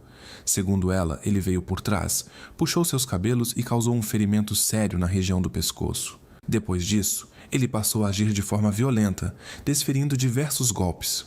Apesar da dor intensa, Vicky conseguiu alcançar sua arma e disparar 2 vezes. No entanto, o homem tomou o revólver das mãos dela e reagiu, atirando em sua cabeça e mais 2 vezes. Por um milagre, Vicky conseguiu rastejar para fora da casa e chegar até os vizinhos. Um deles rapidamente trancou a porta, pegou sua própria arma e chamou a polícia. Aquele homem era ninguém menos que Ronald Roldan. Ele foi preso e acusado de tentativa de causar danos graves. No entanto, para a cúmplice e a grande frustração de Vicky, uma das acusações mais sérias foi posteriormente retirada. Ele havia fechado um acordo com as autoridades. Como resultado, Ronald recebeu a pena mínima, 6 anos de reclusão. Após cumprir a pena, ele deveria ser entregue ao serviço de imigração para o início do processo de deportação para a Bolívia. Vicky contou às autoridades que Ronald certa vez disse que sabia fazer pessoas desaparecerem. Em uma ocasião, uma amiga ligou para Vicky dizendo que viu um episódio do programa Nancy Grace, onde discutiam o caso de Bethany e mencionavam Ronald como alguém de interesse nas investigações. Quando Vicky comentou essa conversa com Ronald, ela disse que a reação dele foi assustadora. Desde então, segundo ela, tudo só piorou. Ela estava convencida de que, se Ronald algum dia saísse da prisão, ele voltaria para se vingar ou poderia causar mal a outra pessoa. Tudo o que ela relatou indicava que ele deveria ser seriamente considerado novamente no caso do desaparecimento de Bethany. Uma reviravolta em um caso antigo que estava parado há muito tempo, escreveram os jornais locais. Esse acontecimento poderia finalmente dar à polícia as provas necessárias para apresentar acusações contra alguém que sempre gerou suspeitas. Ronald, o mesmo rapaz com quem Bethany se relacionava antes de desaparecer, se viu no centro de um novo episódio preocupante em novembro. Sua nova companheira contou à imprensa que ele teria dito coisas que poderiam ligá-lo diretamente ao caso de Bethany. 4 anos antes, investigadores vasculharam a área ao redor do apartamento de Bethany em Ashburn, mas nem ela nem qualquer pista essencial foram encontradas. Bethany era uma jovem mãe, esposa de um militar que estava servindo no Afeganistão e estava no 5º mês de gestação quando desapareceu sem deixar rastros. Durante todo esse tempo, não houve movimentação em seus cartões bancários, ela não entrou em contato com a família, nem apareceu em nenhum hospital. E Ronald, que na época trabalhava como garçom, passou a ser uma figura de interesse para os investigadores, mas nunca foi formalmente acusado. Mais tarde, ele se mudou para a Carolina do Norte, e foi lá, na casa da nova companheira, que tudo saiu de controle novamente. Ele teve uma reação explosiva, e algo tão preocupante aconteceu que o país inteiro voltou a comentar o caso. Investigadores do condado de Loudoun viajaram até a Carolina do Norte, onde Ronald Roldan estava detido aguardando julgamento, e o interrogaram pessoalmente. Apesar dos depoimentos sérios de Vicky, que compartilhou sua história publicamente, inclusive no programa Dr. Phil, Roldan continuava sendo apenas um objeto de interesse no desaparecimento de Bethany Decker. Vicky contou tudo o que passou. Perdeu um dos olhos, sofreu ferimentos severos no pescoço e agora enfrentava despesas médicas altíssimas. Apesar de tudo, ela estava determinada a seguir contando sua história para ajudar nas investigações. Vicky chegou a entrar em contato diretamente com Kim, a mãe de Bethany, compartilhou tudo o que sabia e expressou seu apoio. Isso marcou o início de uma amizade forte. As duas se encontraram pela primeira vez no programa True Crime Daily. Enquanto isso, veio à tona que, antes de conhecer Vicky, Ronald teve um relacionamento com uma jovem chamada April, que trabalhava como garçonete. Eles também enfrentaram sérios conflitos. Ela declarou que ele a empurrou da escada, a insultava frequentemente e chegou até a jogar os pertences dela na rua. O caso foi parar na polícia, mas após o pagamento de uma compensação de $2.500, as acusações foram retiradas. Investigadores ligados ao caso de Bethany voltaram a procurar Ronald, agora já na nova prisão onde ele se encontrava. Ele os recebeu de forma hostil, gritava, usava palavras agressivas e se recusava completamente a cooperar. Isso apenas fortaleceu a determinação da equipe. Por meio de seu advogado, Roldan continuava negando qualquer envolvimento no desaparecimento de Bethany. Chegou até a dizer que mantinha esperanças de que ela fosse encontrada em segurança e que rezava por isso. Quando Bethany tinha 19 anos, ela escreveu uma carta para si mesma no futuro. Nela, dizia sonhar em se casar, ter um filho, começar uma carreira e viajar para a Europa. Ela assinou a carta com: "Nos vemos em 5 anos, eu." Ela tinha grandes planos e certamente não imaginava esse caminho para a sua vida. É como se ela simplesmente tivesse desaparecido do mapa, diziam os parentes. Ele não queria conversar comigo, lembrou um dos detetives. Então eu continuei falando sozinho. Qualquer reação que viesse já ajudava. Ainda tenho esperança de que ela esteja escondida em algum lugar, dizia Kim, que tenha conseguido achar um local seguro. O advogado de Ronald se recusava a manter contato com Kim, enquanto o representante de Emil Decker, ex-marido de Bethany, informou que Emil estava disposto a colaborar com a investigação, mas apenas com a presença de seu advogado. A repórter Jennifer Donnellan, da ABC 7 News, informou que em março de 2019 houve um avanço importante no caso de Bethany. Os detalhes não foram divulgados na época, mas os investigadores confirmaram que foi emitido e analisado um mandado de acesso à conta de Bethany no Facebook. Isso permitiu um avanço considerável. Quem assinou para expedir o mandado foi o detetive Michael Boone, o mesmo que teve papel fundamental na resolução dos casos de Hannah Graham e Morgan Harrington. A família Harrington também ofereceu apoio a Kim. Uma ligação de afeto se formou entre eles. No entanto, depois disso, tudo voltou a ficar em silêncio. De 2019 até o fim de 2020, a polícia não divulgou novas informações, mantendo o progresso em sigilo. Mas, como se descobriu depois, durante todo esse tempo, eles estavam próximos de uma conclusão. Novembro de 2020. O momento esperado por quase uma década finalmente aconteceu. Surgiu um avanço decisivo no caso de Bethany Decker. Bethany, que havia desaparecido em janeiro de 2011, voltou ao centro da atenção pública. Após mais de 9 anos de incertezas, a investigação chegou a um ponto crucial.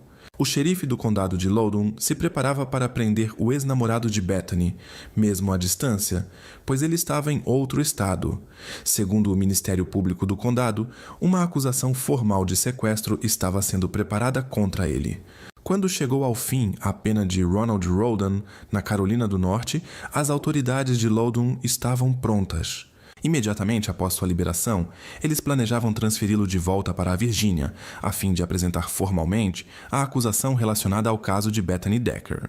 O ponto-chave que impulsionou a investigação foi a descoberta de que as contas de Bethany e Ronald no Facebook foram usadas ativamente nos dias próximos ao desaparecimento, e que isso ocorreu a partir do mesmo endereço de IP. Ronald Roldan foi formalmente acusado de sequestro, e já no mês seguinte, a acusação foi alterada para uma de gravidade maior, de segunda instância. A promotoria afirmou que, mesmo sem provas diretas, os indícios formavam um quadro bastante consistente. Os advogados de Ronald solicitaram a liberdade sob fiança, mas o juiz foi firme: nenhuma liberação até o julgamento. Ele não assumiu a culpa de imediato, e a audiência foi marcada inicialmente para agosto de 2021, mas acabou sendo adiada, primeiro para fevereiro de 2022 e depois para o dia 30 de janeiro de 2023. Isso coincidiu quase exatamente com o 12º aniversário do desaparecimento de Bethany. Todos, tanto a família quanto os investigadores, aguardavam em silêncio e com ansiedade.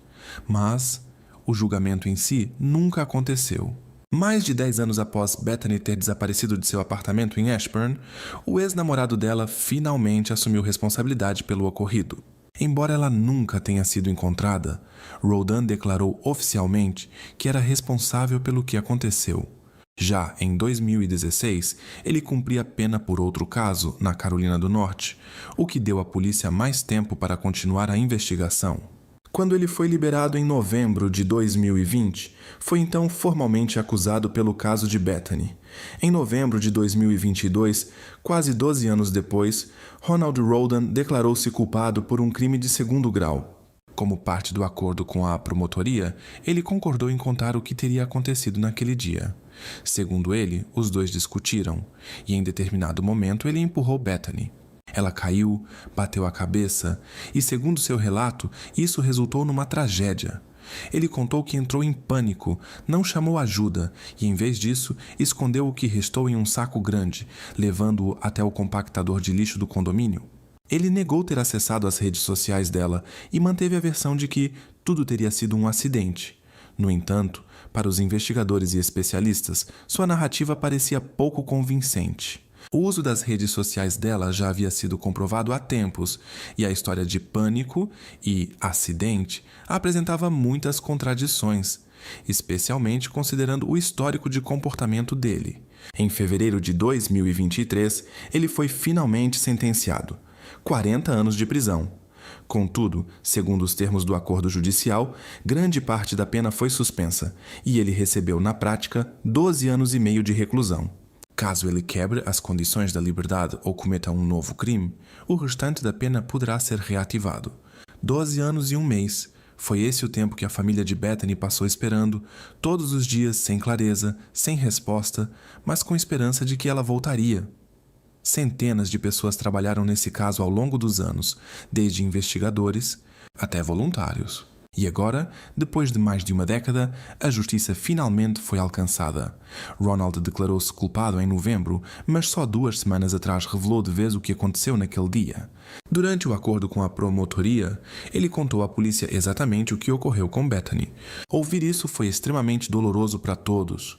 A transição de desaparecida para a compreensão do que se passou levou apenas uma frase, mas o peso dessa frase foi imenso.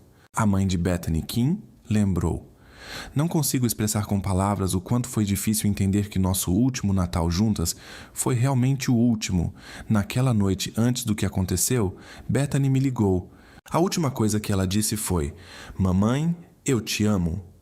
Para Kim, Bethany sempre foi uma inspiração desde o nascimento, pela sua bondade, pelos sorrisos, pela fé nas pessoas e pelo amor genuíno. Agora, Ronald deverá cumprir mais de 12 anos em prisão e, ao sair, ainda enfrentará 5 anos sob vigilância rigorosa. Ele está proibido de entrar em qualquer tipo de contato com a família de Bethany. Apesar da sentença, Kim e seus entes queridos reconhecem: isso não trouxe verdadeiro alívio. É um lembrete da perda irreparável que os acompanhará para sempre. Ela não foi esquecida e nunca será esquecida que agora tenha encontrado a paz. Em todas as audiências, Kim estava sentada ao lado de Vicky, a mulher cujo testemunho foi uma parte fundamental dessa história. Juntas, elas assistiram enquanto a sentença de Ronaldo era lida. A família de Bethany disse que é difícil aceitar que o tempo de reclusão seja quase igual à quantidade de anos que passaram buscando respostas. Ainda assim, depois de tanto tempo, eles são gratos por finalmente conhecerem a verdade. A história de Bethany tocou muitas pessoas. Foi uma espera longa e dolorosa que deixou marcas na vida de muitos. Até hoje, ela não foi localizada, e a polícia duvida que isso algum dia aconteça. Mas Kim diz que tudo o que pode fazer agora é preservar a memória da filha e fazer o possível para ajudar outras pessoas. Ela colabora ativamente com a organização Help Save the Next Girl, um projeto sem fins lucrativos fundado pelos pais de Morgan Harrington. Essa iniciativa ajuda a conscientizar os jovens sobre segurança pessoal e a importância da autoproteção, compartilhando histórias que podem salvar vidas. Kim lembrou novamente: a última coisa que Bethany me disse foi: "Mãe, eu te amo. Só quero pedir a cada um de vocês, não deixem as palavras de carinho para depois. Abracem quem vocês amam. Digam que amam. Não esperem pelo amanhã, porque ele pode não chegar. Obrigada por estarem conosco e assistirem até o fim. Se quiserem apoiar nosso canal e nos ajudar a continuar compartilhando histórias como essa, é só se inscrever. Agradecemos muito. Cuidem-se e cuidem de quem vocês amam." No outono de 2014, uma nova estrela da torcida surgiu na escola Central High, em Knoxville, Tennessee. Emma Walker, uma caloura de 14 anos, foi a única de sua turma CCC a ser selecionada para a equipe de líderes de torcida. Ela era descrita como uma jovem energética e alegre com um sorriso contagiante que se dedicava completamente à sua paixão. A vida escolar ali girava muito em torno do futebol americano. Durante os jogos, o estádio estava sempre lotado de torcedores que vinham apoiar o time local, Bobcats. A banda marcial e as líderes de torcida criavam uma atmosfera especial, energizando as arquibancadas. Foi em uma dessas noites que aconteceu o encontro decisivo. William Riley Gall, conhecido como Riley, que jogava como receptor, notou Emma da lateral do campo. Entre eles surgiu imediatamente uma simpatia mútua. Riley, que era 2 anos mais velho, também era um aluno bem-sucedido e popular. Ele participava da vida da igreja local, gostava de videogames e os amigos destacavam seu senso de humor, dizendo que ele não era nada parecido com o atleta típico. Emma tinha grandes planos para o futuro, sonhava em se tornar enfermeira neonatal e cuidar de recém-nascidos. Determinada e gentil, ela atraía as pessoas. Embora na época Riley já estivesse namorando outra jovem, ele logo terminou esse relacionamento por Emma. Eles se tornaram o casal clássico da escola, o astro do futebol e a líder de torcida. Inicialmente, Riley causou uma boa impressão na família de Emma. Os pais o viam como um rapaz educado da vizinhança. No entanto, sua opinião mudou quando descobriram que ele planejava acompanhar sua ex-namorada ao baile dos alunos mais novos e Emma ao baile dos formandos. Isso gerou preocupação dos pais sobre suas verdadeiras intenções. As redes sociais de Emma estavam repletas de fotos deles juntos, doces e divertidas. Embora os amigos de Emma inicialmente atribuíssem o retraimento de Riley à timidez, com o tempo seu comportamento começou a preocupá-los.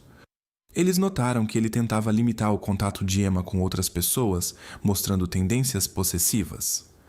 Quando os pais de Emma, preocupados com a situação, confiscaram seu telefone, Riley lhe deu um iPod Touch para que pudessem continuar se comunicando secretamente via Wi-Fi. Os próximos 2 anos de seu relacionamento foram como uma montanha-russa. Eles terminavam e voltavam, e a cada vez o ambiente ficava mais tenso. Cada separação se tornava mais intensa, e o casal frequentemente se envolvia em discussões desagradáveis. Riley a inundava com mensagens e ligações. Ele constantemente procurava encontros, passando horas em frente ao seu trabalho esperando o fim do turno. Uma vez ele escreveu: "Você não existe mais para mim. Vou acompanhar as notícias."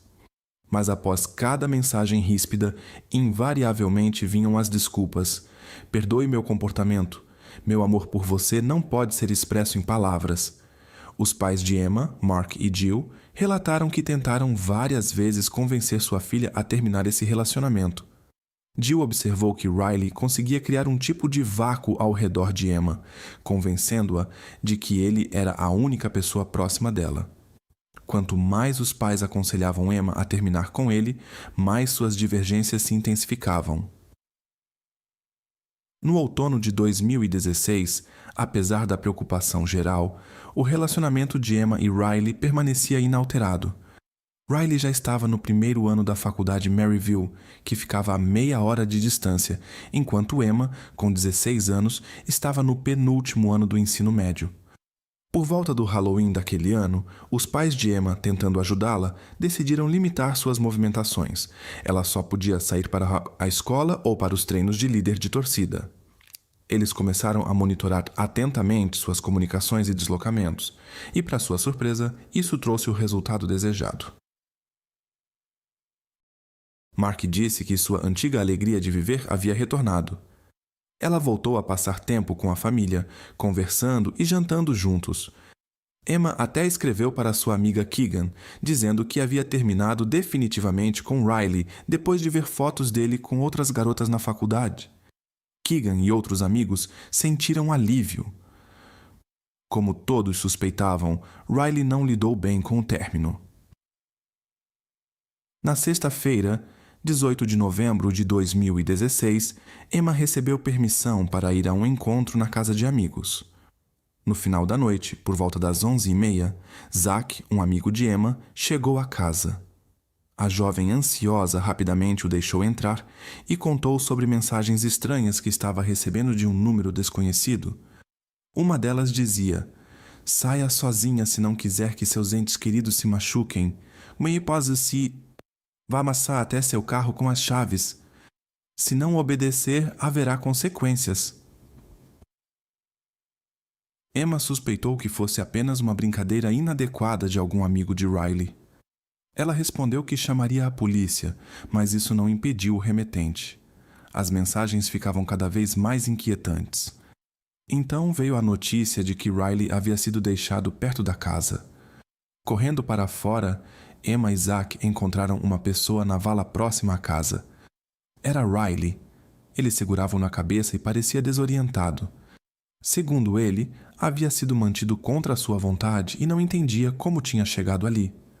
Entre lágrimas, Emma o lembrou que seu relacionamento havia acabado e pediu que a deixasse em paz. Riley partiu silenciosamente pela rua. Logo depois, ele ligou para seu amigo Noah, contando o ocorrido, mas este se mostrou cético quanto à história. Emma, sentindo-se inquieta, decidiu passar a noite na casa dos amigos. Na manhã seguinte, por volta das 10 horas, ela voltou para casa com sua amiga Hayley, que morava perto dos Walker. No caminho, elas notaram um desconhecido vestido completamente de preto caminhando pela rua de Emma. Depois de deixar Hayley, Emma retornou para casa. Precisava se preparar para encontrar sua mãe Jill. No entanto, logo o misterioso indivíduo apareceu novamente. Começou a tocar a campainha insistentemente e bater à porta. Tomada pelo pânico, Emma escreveu para os amigos e, surpreendentemente, pediu ajuda a quem ainda confiava, Riley. "Preciso da sua ajuda, mesmo que eu não te suporte." Ela escreveu. Riley respondeu imediatamente dizendo que estava correndo para encontrá-la. Quando ele chegou, o estranho misterioso já havia desaparecido. A amiga de Emma, Hayley, estava certa de que tinha visto Riley. Ela até notou o carro dele nas proximidades. Hayley mandou uma mensagem perguntando por que ele estava escondido perto da casa de Emma, mas Riley negou tudo. Jill Walker, ao retornar para casa, encontrou Emma e Riley conversando no quintal.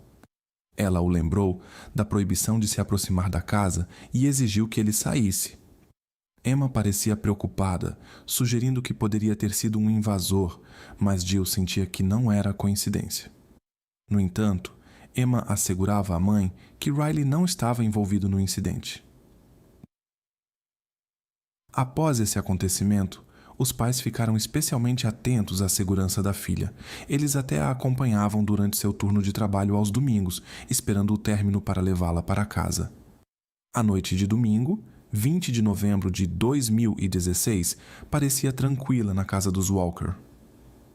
Emma discutiu a lição de casa com seu amigo Keegan e foi dormir por volta da meia-noite. Logo depois, Riley, que havia retornado a Maryville, pediu o telefone emprestado ao seu colega de quarto. Segundo ele, durante a ligação, Emma deixou claro que não queria retomar o relacionamento, e a conversa terminou abruptamente. Depois disso, Riley enviou várias mensagens e fez cerca de 40 ligações, deixando mensagens de voz. Emma não respondeu, e eventualmente ele parou de tentar fazer contato. Durante a noite, o pai de Emma acordou com sons estranhos na casa e 2 batidas de porta. Ele verificou os quartos de Emma e seu irmão Evan, mas tudo parecia normal. Então, voltou para a cama, pensando que tinha imaginado. Por volta das 6 da manhã, Jill foi acordar Emma para ir à escola. Ela chamou a filha, mas não houve resposta. Jill tocou sua perna, mas Emma não se moveu. Ao olhar para o rosto da filha, Jill imediatamente percebeu que precisava chamar uma ambulância. Emma estava pálida, com os lábios azulados. Não foram encontrados sinais vitais. Logo, as autoridades chegaram à casa de Emma, que tinha 16 anos. A investigação começou depois que a polícia descobriu um detalhe incomum no quarto de Emma, um buraco na parede. Isso levou os investigadores a uma descoberta surpreendente.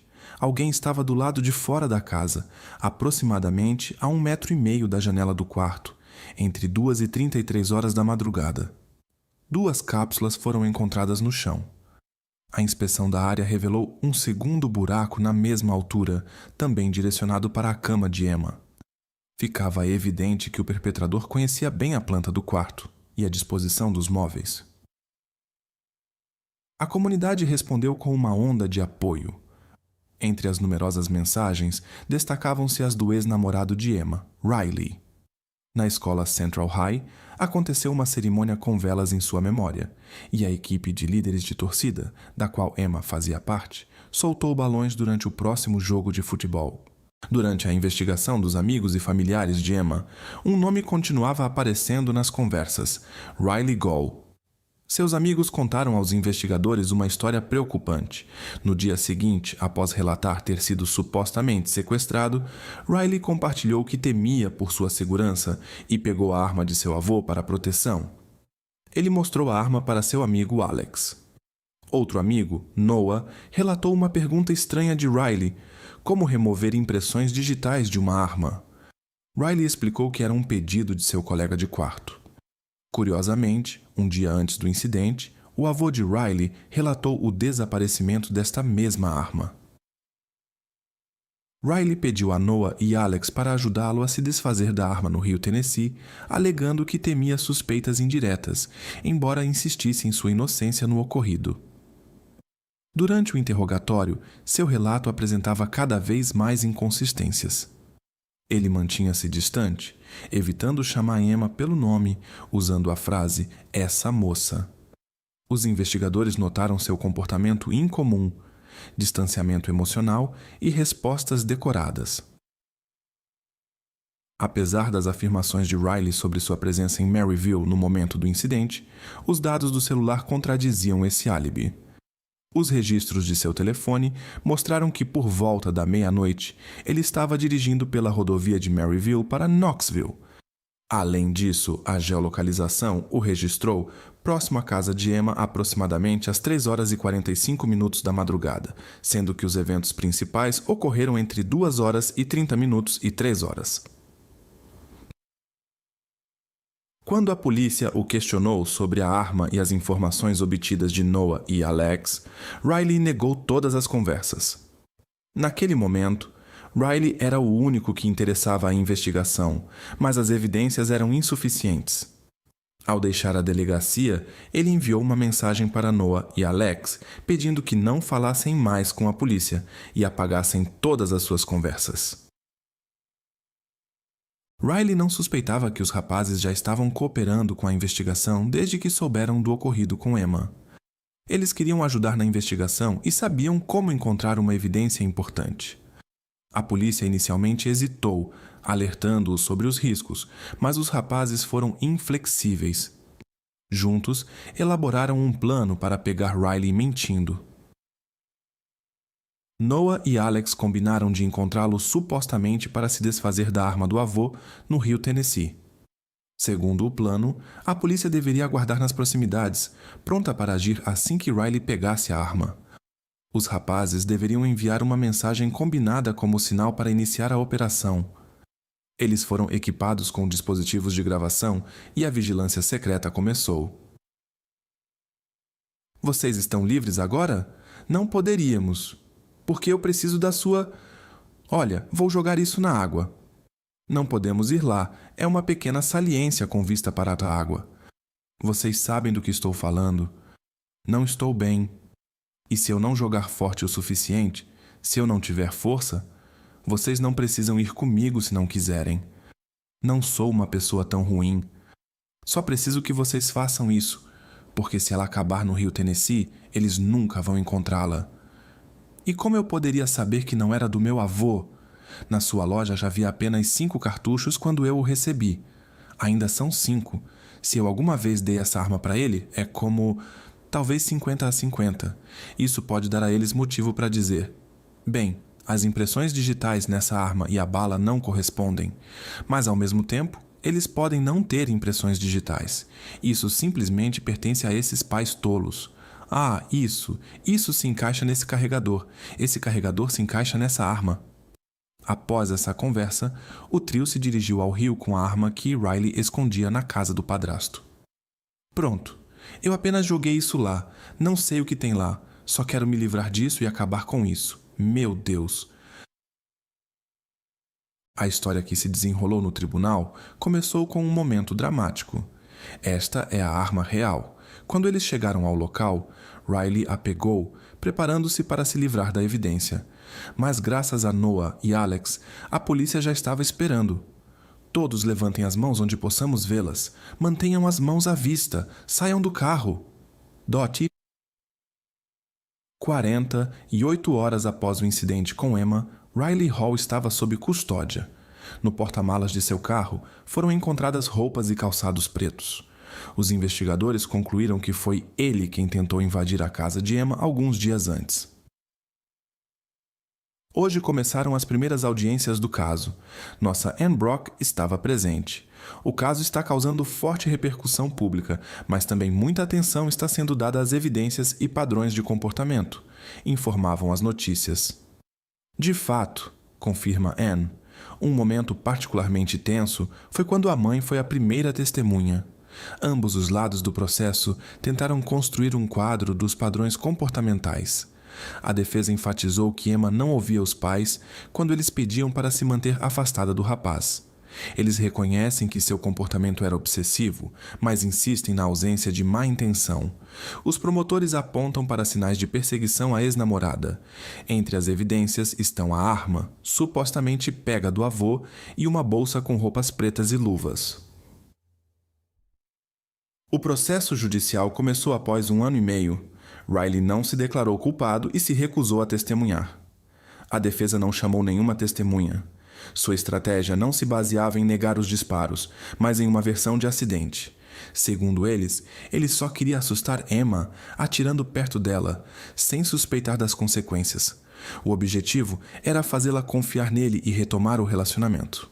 O advogado alegou que Emma via Riley como um herói, e este era seu plano desajeitado de ensinar um resgate. Mas tudo deu errado. A defesa pediu aos jurados que, se o considerassem culpado, qualificassem o caso como lesão por imprudência, o que implicaria uma pena significativamente mais branda, Quero chamar sua atenção para o fato de que, após examinar todas as provas, como eu disse no início do processo, você descobrirá sobre o comportamento estranho e imprudente do meu defendido. O que a acusação chama de incidente premeditado com Emma Walker foi, na verdade, uma tentativa de chamar sua atenção.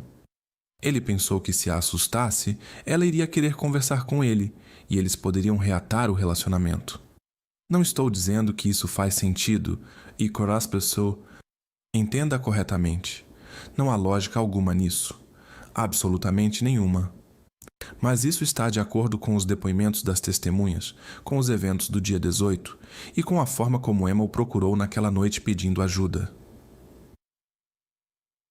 A acusação insiste que tudo aponta para ações premeditadas, motivadas por seu ressentimento porque ela não queria reatar o relacionamento.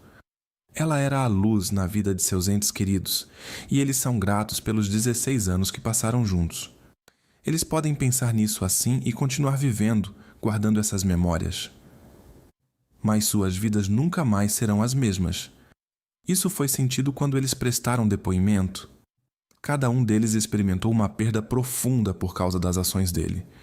Sua irresponsabilidade, ações, tudo o que ele fez, os fez sofrer. Cada pessoa tocada por Emma nunca mais será a mesma, por causa do egoísmo dele, mentiras, obsessão e manipulações. Sua atenção obsessiva a Emma Walker, a história inventada sobre um sequestro para perturbá-la. Pense que às 3 horas da manhã, vestido de preto, ele estava parado na janela do quarto dela. Pense em todos os lugares para onde ele poderia ter direcionado o disparo, para o ar, para a janela, para qualquer lugar. Mas a direção escolhida fala por si. Sr. Gilder, os jurados chegaram a uma decisão? Sim, senhor. Por favor, fiquem de pé. Sr. Dahl, fique de pé. Sr. Gilder, sobre a primeira acusação de crime grave, os jurados chegaram a uma decisão? Sim. Qual é o veredicto? Culpado. Sobre a acusação adicional de perseguição, os jurados chegaram a uma decisão. Sim. Qual é o veredicto? Culpado. Os jurados consideraram William Riley Hall culpado de crime grave contra Emma Walker, além de perseguição, roubo, criação de situação perigosa e posse ilegal de arma durante a prática de crime grave. Mindy. Entendo que nada trará de volta da vida anterior e nem aliviará a dor que causei. Quero contar a verdade sobre os eventos daquela noite. Nunca tive a intenção de causar dano físico a Emma. Messi. Sim. Houve momentos em que não ofereci o apoio adequado. Durante os 2 anos de nosso relacionamento, causei-lhe dor emocional. Mas pensamentos sobre agressão física nunca me ocorreram. Naquela noite, eu só queria assustá-la para que ela voltasse a se comunicar comigo. Para que confiasse em mim novamente. Planejei estar por perto, consolá-la e reatar nosso relacionamento. No estado do Tennessee, infrações graves implicam em prisão prolongada. Riley recebeu uma sentença com um mínimo de 51 anos até a possibilidade de liberdade condicional. Naquela época, ele terá mais de 70 anos. Em maio de 2021, Riley Gall apresentou uma petição para a revisão do caso, alegando insuficiência de provas. Se isso não funcionasse, ele solicitou uma nova audiência. A audiência foi marcada para 4 de junho de 2021, mas o pedido foi negado. O advogado de Riley declarou sua intenção de recorrer dessa decisão e a condom. Emma deveria ter se formado em maio de 2018. A família recebeu o diploma em seu lugar e na cadeira onde ela deveria estar sentada foram colocados o capelo e a beca acadêmicos. Os familiares e amigos de Emma continuam mantendo viva sua memória. Em sua escola, foi instituída uma bolsa de estudos com seu nome. Jill ressaltou que o amor de Emma pelos animais e seu sonho de se tornar enfermeira neonatal eram partes essenciais de sua personalidade. A família Walker conseguiu que um parque para cães e uma unidade de terapia intensiva neonatal no Hospital Infantil do Tennessee Oriental recebessem seu nome. Jill espera que as pessoas se lembrem de Emma, continuando seu trabalho e demonstrando bondade com todos ao redor.